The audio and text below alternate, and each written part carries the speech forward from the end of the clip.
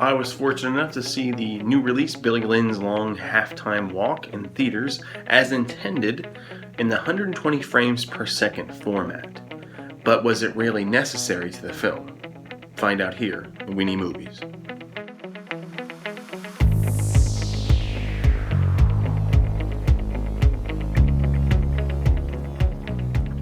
Now, before I get into this, folks, Brandon and I have a few ideas for the show in the future, but this is one of the formats. One of us will review a movie, and the other will offer a rebuttal or add their second opinion to the review in a response type format. So stay tuned as this show evolves and we are able to announce new shows. Billy Lynn's Long Halftime Walk is a new film from director Ang Lee, who is known for using cutting-edge themes or visual effects to achieve a distinctive style. Now he employs the controversial 120 frames per second, which is 5 times the normal speed of a traditional 24 frames per second. Does it work? Yes and no. First, let's get into the film itself. Billy Lynn's long title is a film about a war hero and his fresh-faced team of almost 20-somethings called Bravo, whose efforts were heroically captured on an abandoned camera in the height of the war on terror in Afghanistan in 2004.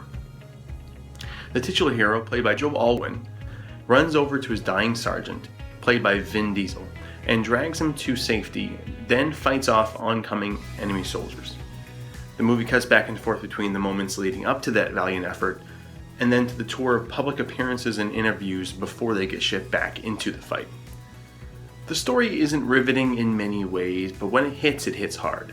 For example, when it paints a parallel between the tour in Iraq and the tour of our country, it's often cleverly done and leaves you with an impression of how we treat our soldiers both on and off the field.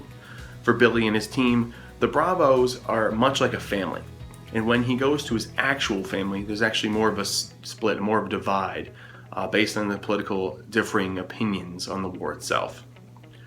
When they make these appearances publicly, culminating with the Dallas Cowboys Thanksgiving halftime show, the people around them are cold and ignorant to their sacrifices. It's a stark reminder of our mistreatment of veterans. Joe Alwyn is fantastic as Billy. I'd say he has a bright future in Hollywood, as he acts so effortlessly that you truly do relate to him on many levels. I mean, his pain literally resonates upon his face and his body language, so much so that you'd believe him to be a true veteran, going through post-traumatic stress. It wouldn't surprise me if he gets at least an Oscar nomination for this role.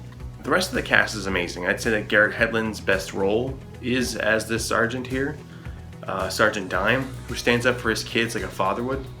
Chris Tucker plays the movie producer who tags along during this tour in order to try to secure the movie rights for this story. Kristen Stewart does a pretty good job as well. I'd say it's probably her best role. I haven't seen a lot of her stuff. Definitely not the Twilight films, so sorry.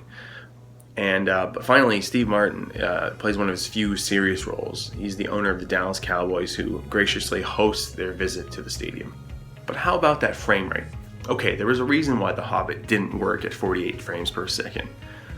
With that kind of speed, you could see in a fantastical movie like that, you could see the wigs, you could see the special effects. It's all really glaring and obvious and really takes away from the experience rather than benefiting the experience.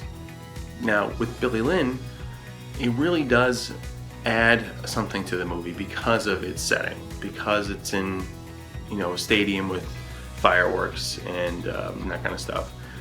And then also works really well in the military setting. You're like on the ground with the soldiers. And there's also there was an interesting thing. There were a lot of shots when people were interacting with Billy, both on and off the field, that were dead on, meaning the actors were looking right at the camera.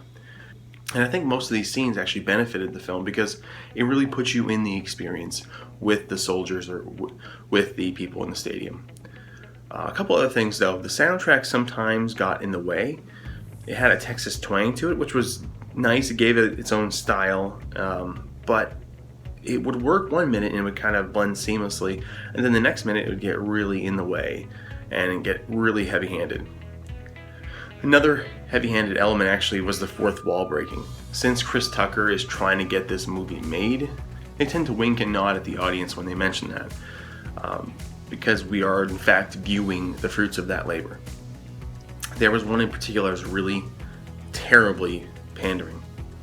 A Chinese production company co-funded this film. So when Chris Tucker said, "Hell, I'll make this movie even if I have to go to the Chinese," that was a little much. Because it was almost like, hey, Chinese audience, I know you don't care about military soldiers, but all in all, Billy Lynn's a solid film that has some flaws and tends to benefit from the 120 frames per second more often than not. I'd give Billy Lynn's long halftime walk 3.5 tickets out of 5. Brandon, I look forward to seeing your take on this film. And for anyone else who watches it, please leave a comment of your opinion on the film below. Like, subscribe, and share this with your fellow friends and film goers. Follow us on Facebook at We Need Movies, and follow us on Twitter. Brandon and I are Brandon Doyen and Guy Nawire respectively. I am Jamie, and We Need Movies.